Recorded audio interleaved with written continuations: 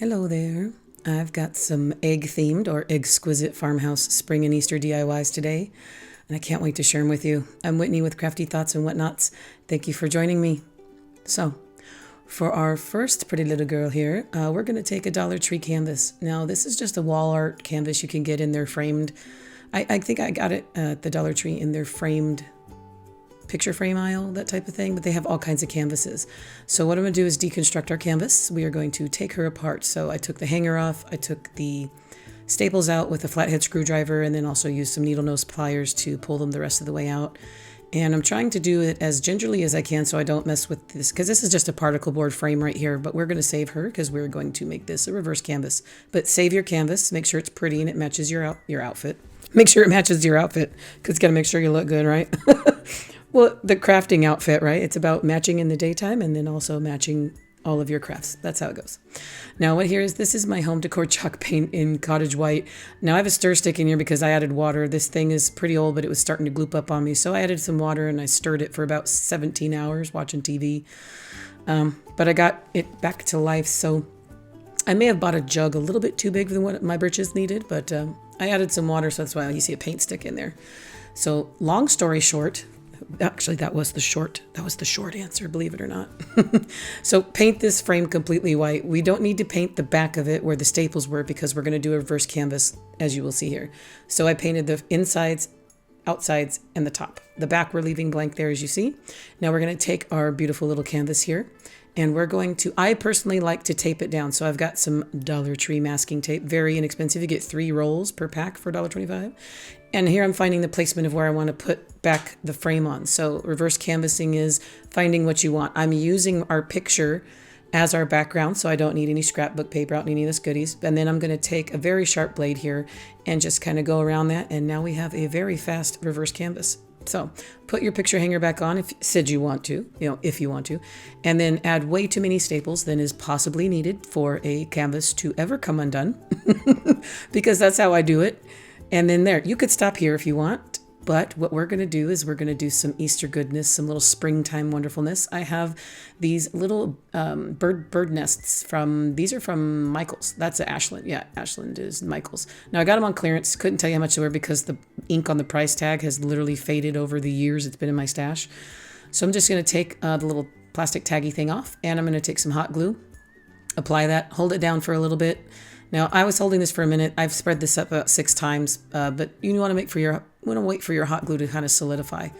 So now I'm going to take my bright green Spanish moss. I get that at Hobby Lobby. It's a very pretty color. And I'm just going to fill our basket in here. Our basket. I keep calling it a basket. It's a bird basket. It's a basket you put birds in. Birds make their own baskets. Does that work? It's a bird basket? Little nest. I'm going to call them bird baskets because it's what my heart feels they are. It's a little cute basket for birds. Now, I didn't show you what these eggs are because I actually put these in the wrong order. As you can tell from my voice, I am a bit under the weather and I can't keep stopping for losing my voice. So please excuse my raspiness through this entire video. But thank you guys for sticking with me and always being here, even through my losing my voice consistently for the last, I don't know how many months. So the eggs I got, one set from Hobby Lobby, one set from craftoutlet.com, and you will see them later on in the next DIY. So I glued 3 of those in. I've got 2 cream color and then 1 like a light gray color. And then I decided to stick with the blue theme here. And that is a blue, not grosgrain, gingham. That's a blue gingham ribbon from Dollar Tree. And then here is a very thin baby blue satin ribbon that I got at Michael's. You can get these in many different colors, but I usually get them at Michael's. I believe I've seen some of this thin little satin ribbon at Joann's as well, but I get these at Michael's mostly. They're all pretty ancient. They've been in my stash for years, but just a complimenting cute little thin ribbon just to add to it because I'm just going to layer these bows. I'm doing exactly what I do with my large bows, but I'm making it for a small bow because this is all tiny little mini things. Little tiny mini things make me happy, especially when they all match and they're cute. So I'm going to layer this on top of it. You can see that I retied it twice because it was just, first off, my fingers were getting in the way and then my fingernails were getting in the way, but I won in the end. So I just wrapped a little about like maybe 5 or 6 times around 2 or 3 fingers. And then I take another piece and I tie that around the middle. And so the ends actually count as also tails. So it looks like it has about 4 tails on it. But look how cute that is right there. That's just a basket, Spanish moss, fake eggs, and 2 ribbons. And the bottom ribbon, that gingham ribbon, is only tied like a shoelace bow. So it's not a finger bow, it's a shoelace bow. It's very easy. Pretend you're tying your shoes and then cut your tails off at a diagonal, and you got a cute little thing here. So I'm just going to add just tiny little bits of greenery. This is an Amazon, just pick something off of one of your stash items, you know, one of your greeneries that falls on the floor.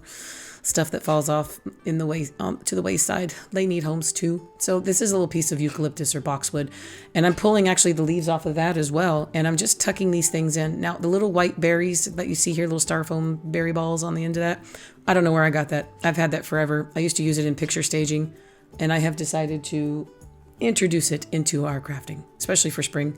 Makes me happy. So I got crisp whites and very pretty little blues, and then also just I have to add greenery in.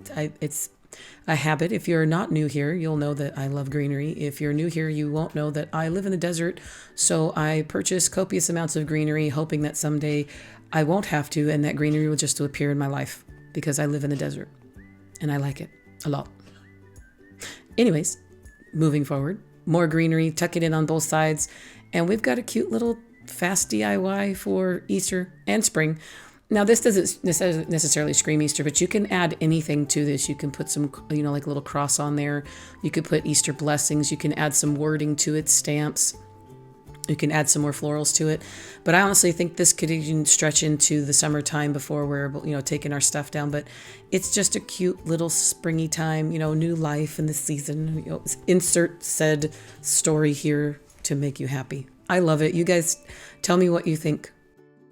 Now, this little chalkboard here, this is our, look at this from the Crafter Square section. It's called a wooden chalkboard. It's like a little A-frame type deal.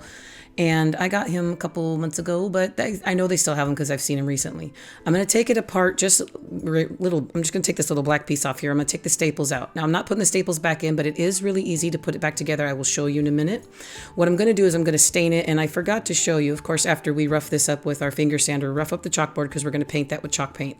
But I want to stain the wood, and I didn't show you. So this is the stain I used. It's an oak color. I get it from Amazon. It's in my Amazon shop. If you want to take it a look, it's in the link in the description below. The link is in the description and a pinned comment below. Geez, Whitney.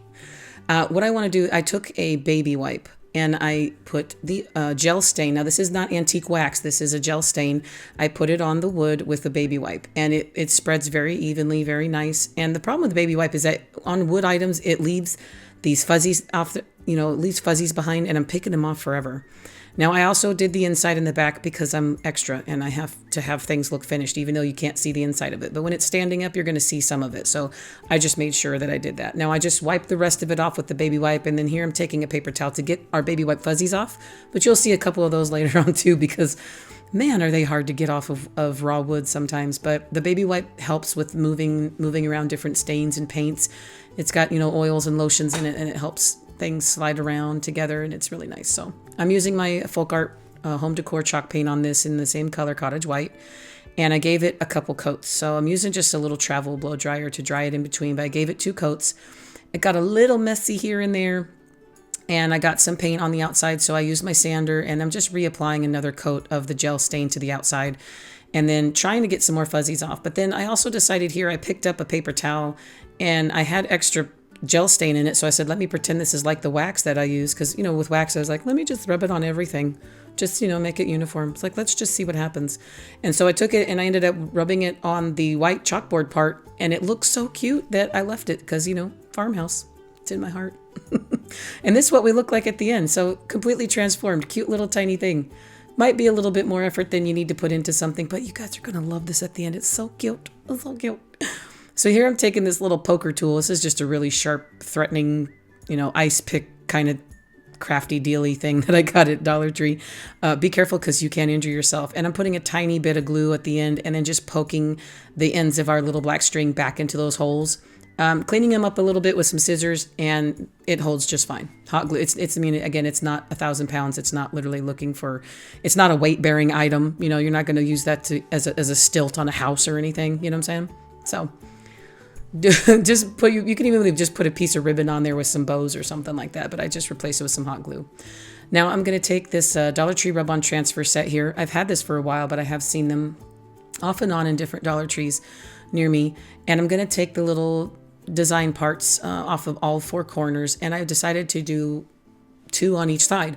Now I'm going to use them in a way that they'll cover the most surface area as possible. Now one side of our little A-frame picture here, I'm going to have a little 3D item, and then on the back we're going to leave it finished. Now since it's meant to be a tabletop item, I'm thinking centerpiece. I have centerpiece frame in mind, so I want the back to look just as nice in case for some reason this tiny little itty bitty thing that you see on a table is looked at from a different angle because these are the things that matter.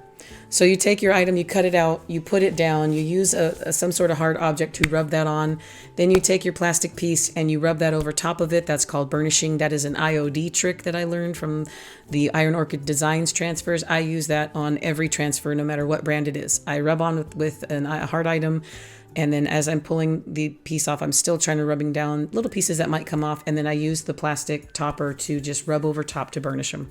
And I'm telling you, Dollar Tree transfers, I use Essential Stencil transfers, Maker Studio transfers. I have a lot of different brands and I love them all. Now, in my opinion, IOD is the best quality. They're very high quality, but I've used all transfers from pretty much. There's a few from Amazon that you can tell are kind of shady, like a little sketchy where I got them because they're based. I'm like, these are stickers. You are so lying to me in this. These are stickers. But look how cute these Dollar Tree ones turned out on both sides.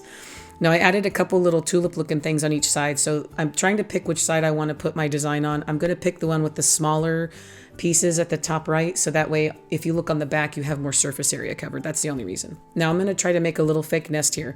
And I'm showing you what I did. So I'm taking a little ball in my hand and I'm using my fingertips and kind of twisting it and using the palm of my hand to kind of make a cup shape. Basically, I'm trying to make a nest. I have no clue, you guys, if that really worked out.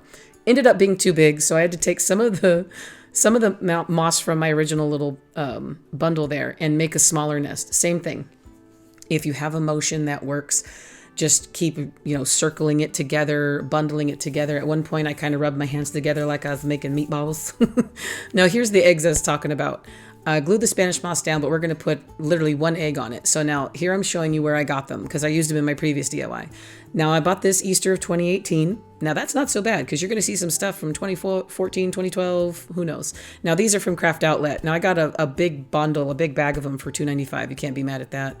Now these, I'm going to end up going here with a Hobby Lobby egg here. Now I'm going to show you exactly what I do. I'm going to take it and I'm cutting off the bottom at a diagonal. Not in half, I'm cutting it at a diagonal. I'm only cutting off maybe a quarter of the bottom of the egg, and I'll show you here really close up. I want it to lay at a diagonal flat, so I need to cut just a piece of it off. And you see how it'll lay flat right there? I did not cut it in half. I cut it at a diagonal, a quarter of the way off. And I hope that makes sense to you. If not, just take a look and stop the video and you'll see exactly when I hold it up next to my finger, just exactly how much I pulled off, because this is the desired effect that I wanted it to be 3D, but I still want it to look like it's nestled down so that I don't have to really gloop up too much glue or Spanish moss around it. Now, another staple, now I have a little bright lime, like a really fair leafy green satin ribbon again, and I'm going to do another little bow out of it. I don't know what thickness that is, but look how pretty it is. It's just a nice, soft, feminine spring color and feel for me. It made me happy. If it makes me happy and it's so pretty, I can't help it. So I'm tying another shoelace bow. These bows in this video today, you guys, are just really simple bows. If you can tie your shoes, you can tie these bows. And even then for me, sometimes it's sketchy tying shoes because I wear tennis shoes so seldom anymore. I was like, I tied those when I bought them. I have to tie them again. I can't be bothered. Actually, honestly, I think it's just laziness because that means I actually bent over to put my shoe on.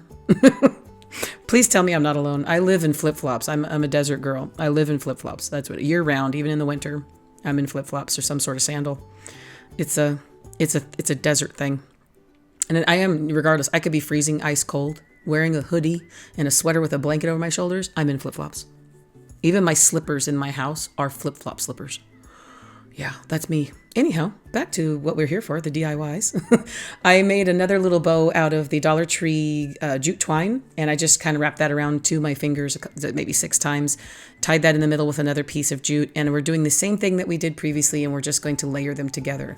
I love layering bows. If you have seen majority of my DIYs, I will add multiple ribbons on them. And here, this is a nice little tip. While the glue is still wet and they're still kind of a little hot, I pull the tails down and readjust them after I've layered them, because you still have a little bit of leeway if you want the tail to lay a certain way. I'm not a fan of gluing the tails down. I like them to lay naturally as they see fit. I think ribbon looks prettier when it's kind of flowy. That's just, I'm weird like that. I'm not sure.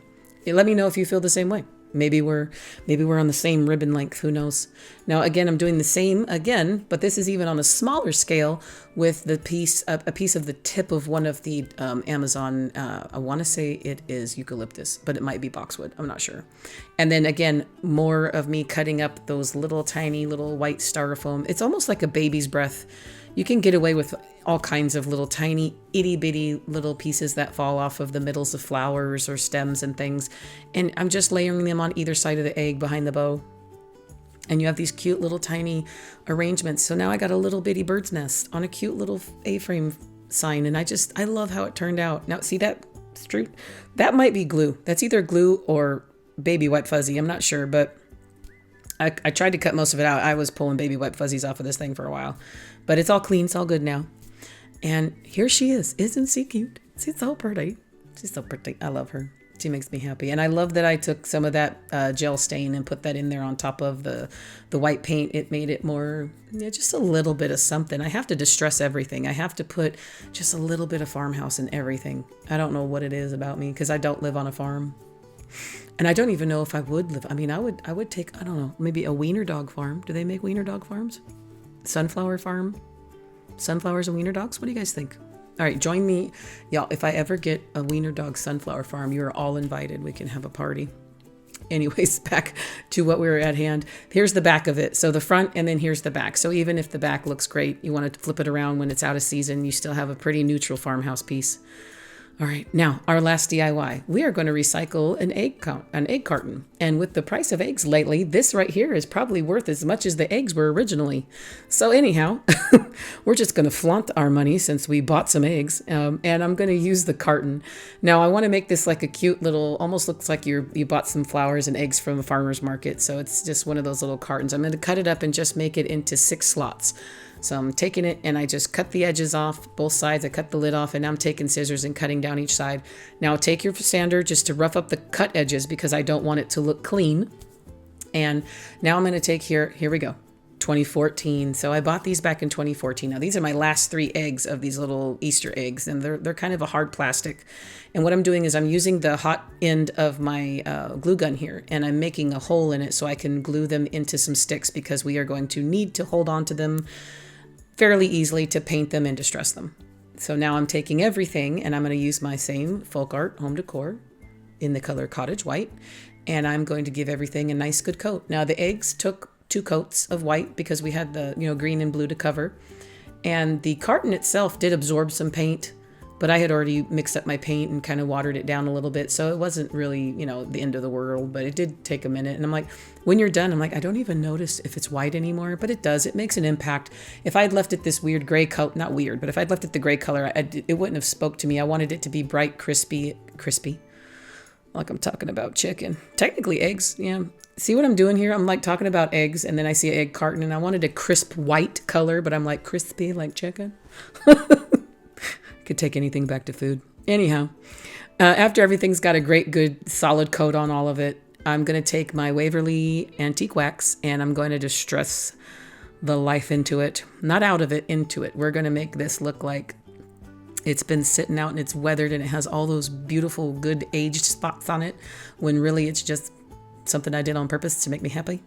I like how everybody used to get rid of all the old stuff, and now we're buying new stuff and making it look old. Someone had put that in a comment on one of my videos. It's like, that is so true, and I love that. I love that about how people's tastes and styles change, and I'm just happy no matter what. Now the eggs here, this is the first time I've ever done a splatter.